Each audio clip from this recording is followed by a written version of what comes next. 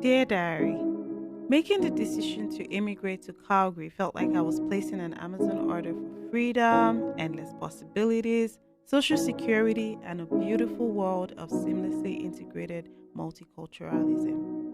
Only instead of autofilling my credit card information, clicking buy now, and receiving my package the next day, I spent months filling out paperwork and acquiring various documentations. And I spent years waiting for my visa. And when my metaphorical package finally did arrive, it wasn't exactly what I ordered. We're Onyie and Tommy, and on Diary of a Niger Immigrant, we're talking about what happens after you buy that one-way ticket. We'll chat with guests and hear their immigration stories. We'll commiserate, celebrate wins, and gossip about recent microaggressions. Buckle up, y'all.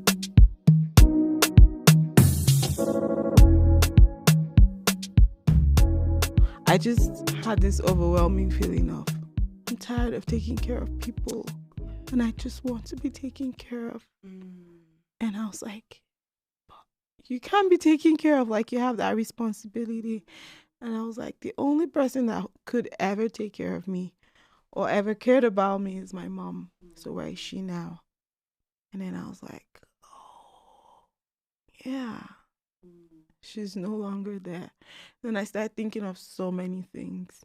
And then I got the news from my dad saying he wanted to remarry. Like, it was just the wrongest timing. So, like, so many things happened at that time. And it just started pushing me and pushing me and pushing me into depression. Like, I was so depressed. I remember one day talking to one of my instructors, Rob, and yeah, I used to call Rob Dad because for some reasons, I just confided in Rob so much. Like, I don't know what provoked me. Talk from one very trivial topic. Yeah. And then we went so deep. Okay. And then he was like, Onyie, can you pause for a second? I was like, yeah. And he was like, I don't think you're okay. Wow. I don't think you're okay. And I think you need to get help. Like, there's nothing wrong with getting help. He was like, how do you deal with when you feel a little bit depressed, and how do you deal with it? I was like, there's nothing like we don't really take mental health seriously in Nigeria, right? We just take it as, oh, it's one of those things. We shake it off because we've gone through so much. And so I was like, maybe I just watch a comedy skit online on Instagram and I'll be fine. Yeah, you're like, He was like, to eat. yeah. No big deal.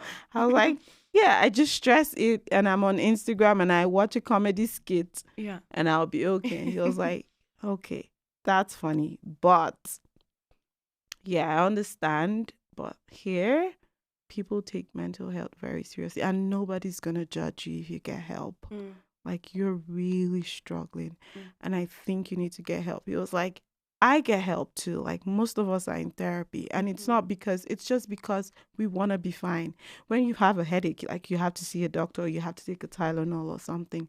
So it's the same thing with your body, with your mental health. Like, you have to seek help. And then he proposed that I saw.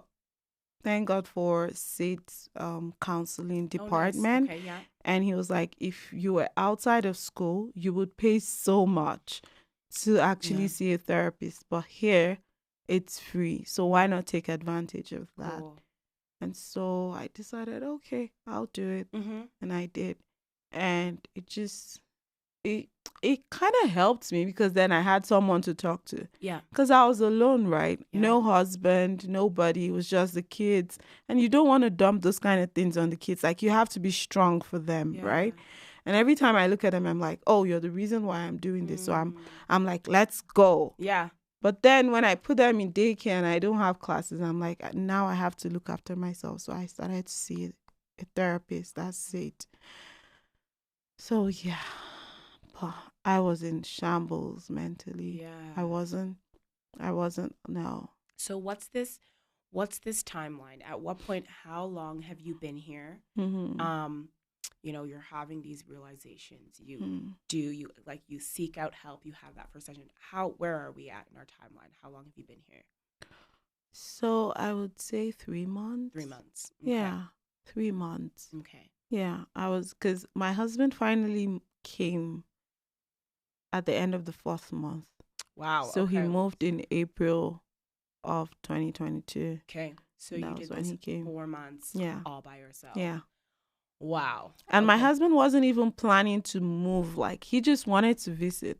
Really? Yeah. Okay. But then when he came, because he was listening to me, like, whenever we're on video call, he's like, wah, wah. Like, yeah. you're okay. This is what you've always wanted, so deal with it, right? Yeah. And the plan was he would come and he would go back. He would come and he Gotcha. would go back, because we had like other things in Nigeria. We had houses and everything. So Right. like, but when he came and he saw the state I was, and he saw how difficult it actually was, he was like, and when he came, it wasn't like, it was already spring. Right. So then he didn't even experience the full length of what I experienced. Right. But just then, seeing the toll it was taking on you. yeah.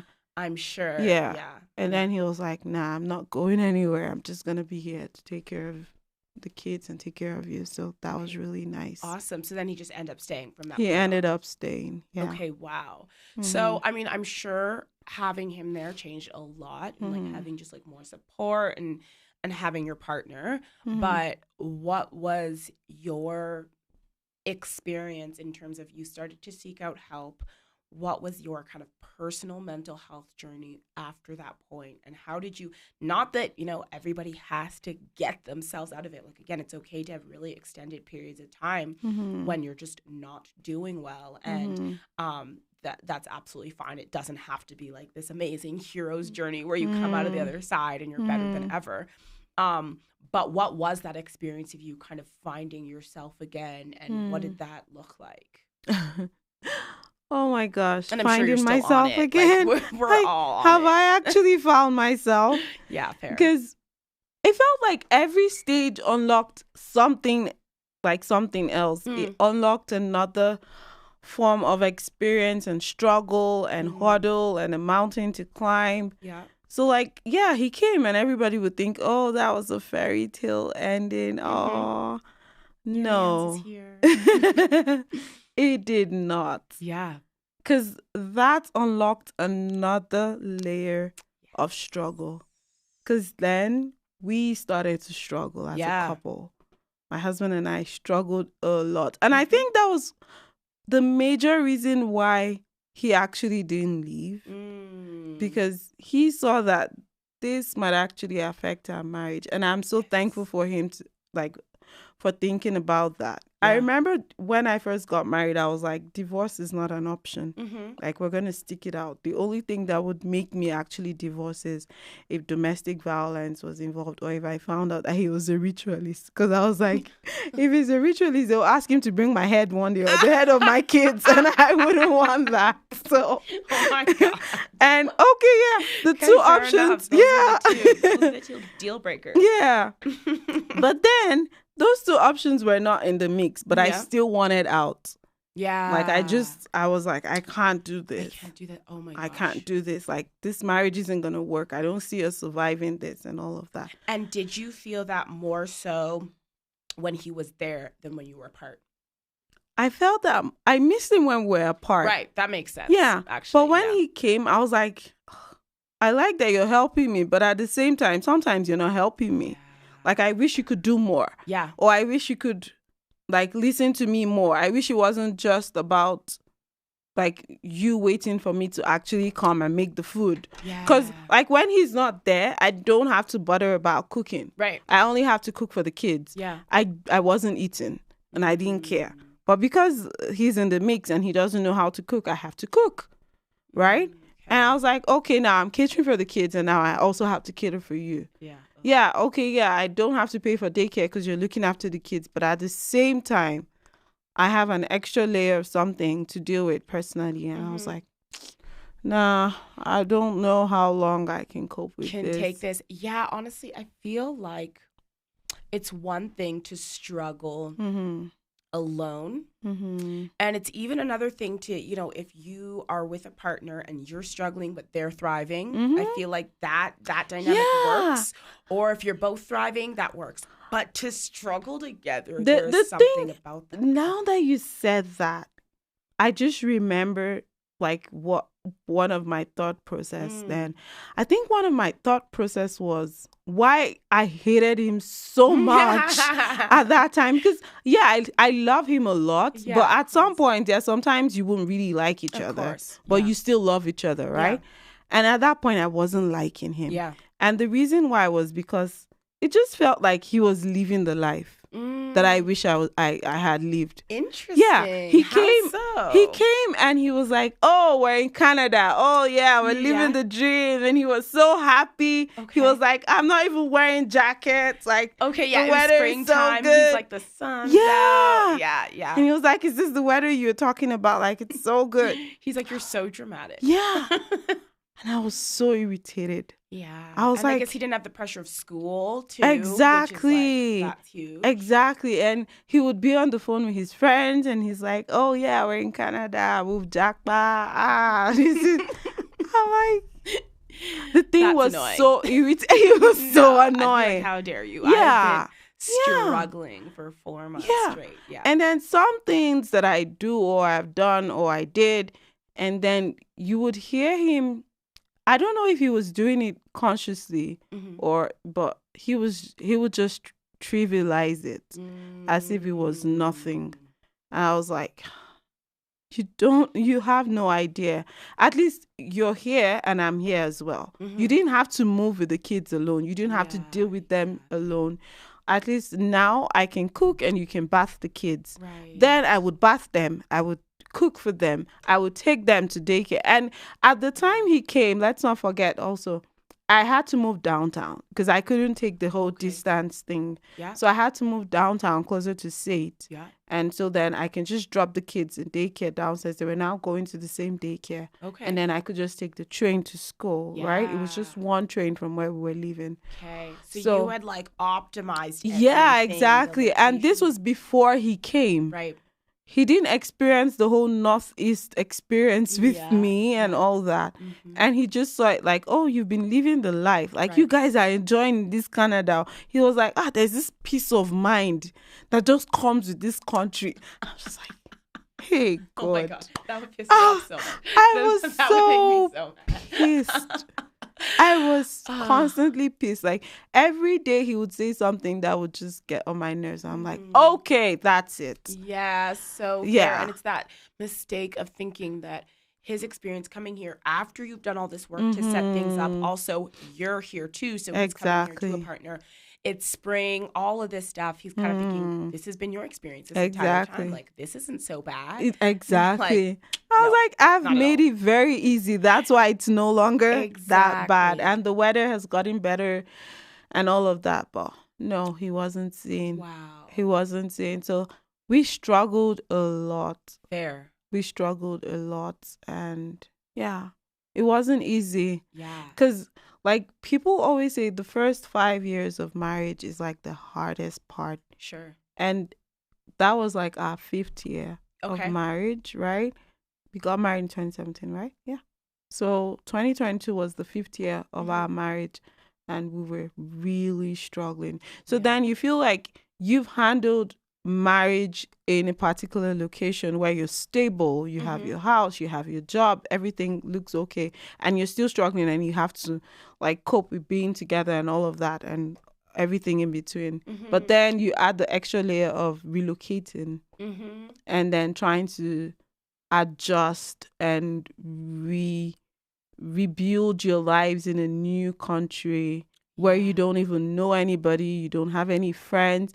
And I was so lonely. I had no friends. And before he came, I started making connection. Okay, yeah. I started going to a church where I started having friends. So, of course, the people that were my friends became his friends. And then he's like, this is easy. Everyone's so nice. Exactly. I have so many friends. Yeah. So, like, I was just like, oh, my goodness, this guy doesn't get it. Like, so I think that that part, like we really struggled. I honestly thought we weren't gonna make it.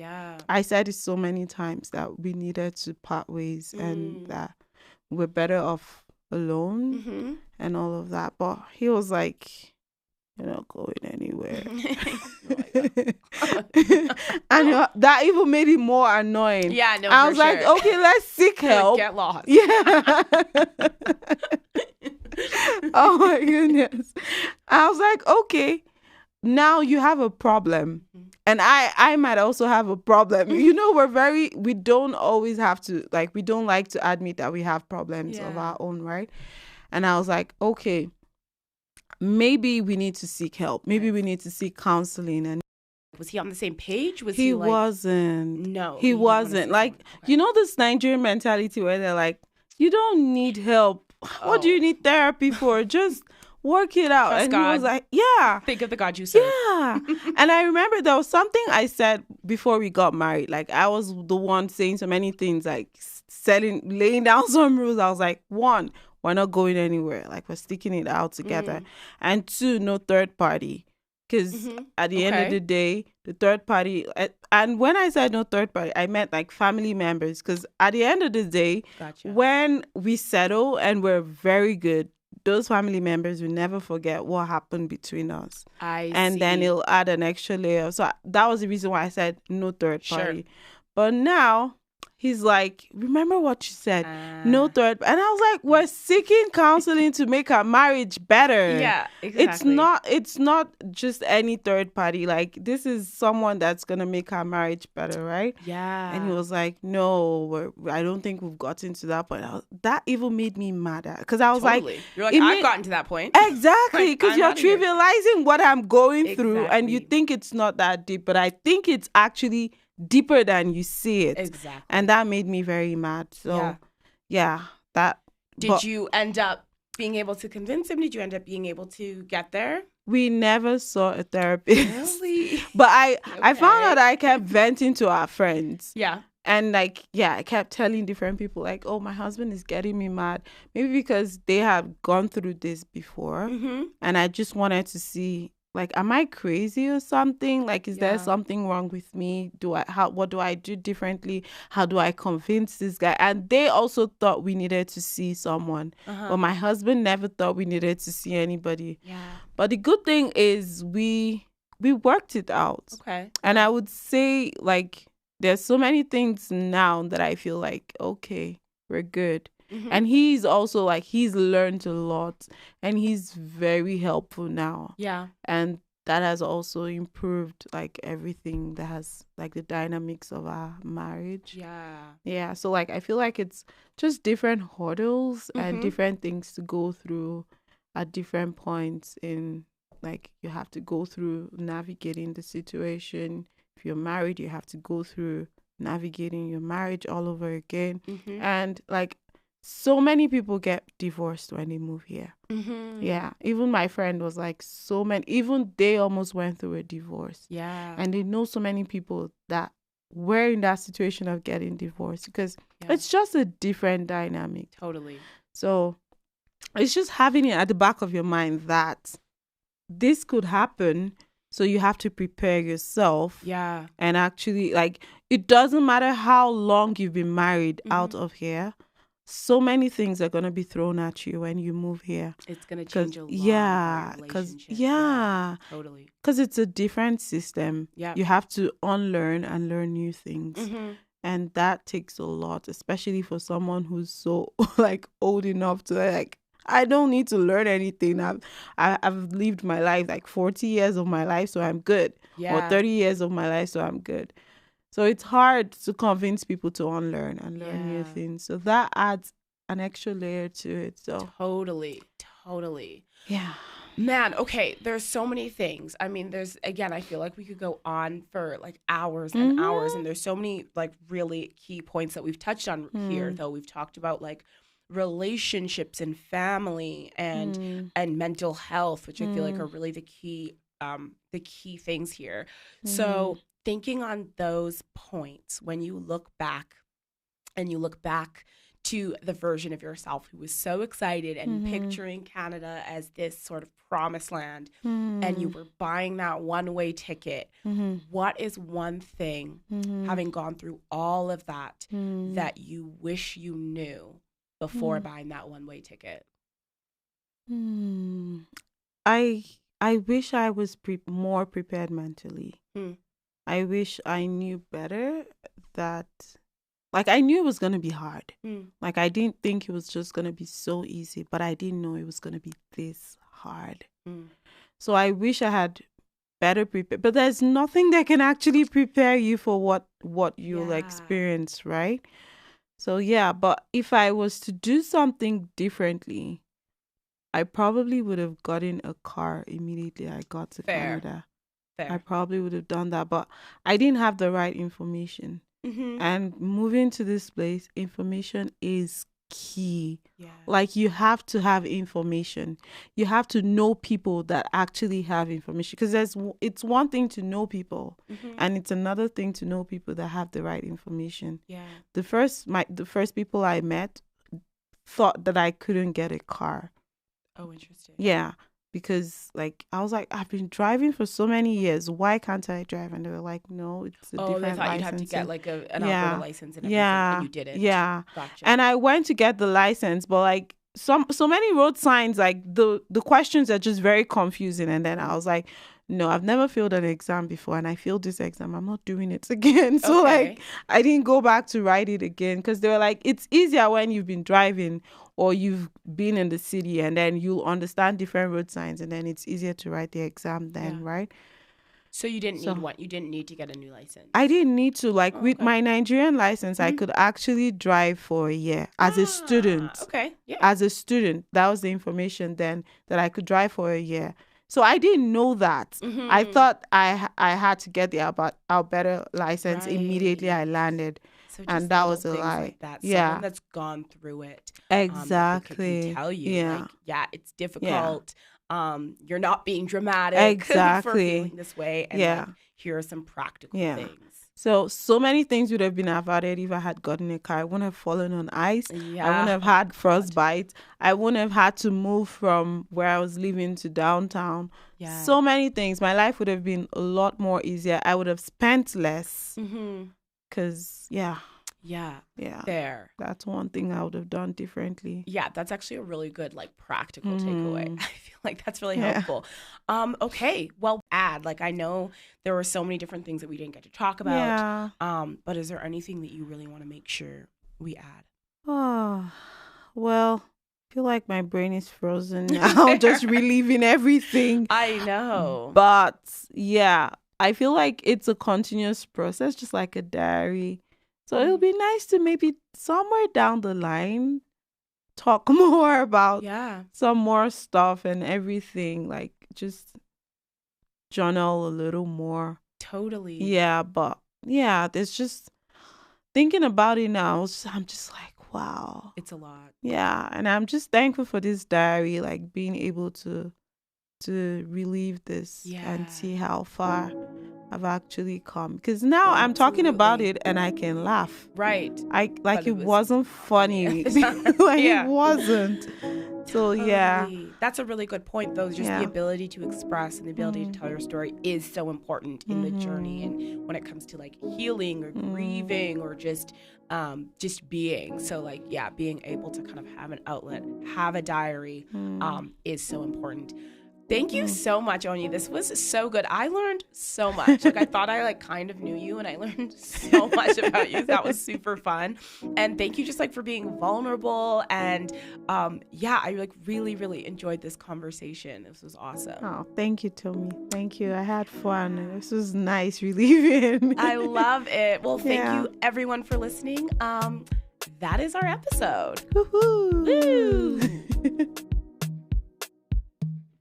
Diary of a Niger Immigrant is presented by Afros in the City in collaboration with Through Onyie's Lens. You can keep up with us on Instagram by following Afros in the City, following Through Onyie's Lens, and of course, following Diary of a Niger Immigrant. Once you've done all that, just keep listening. Rate us, review us, love us, root for us. Until next time.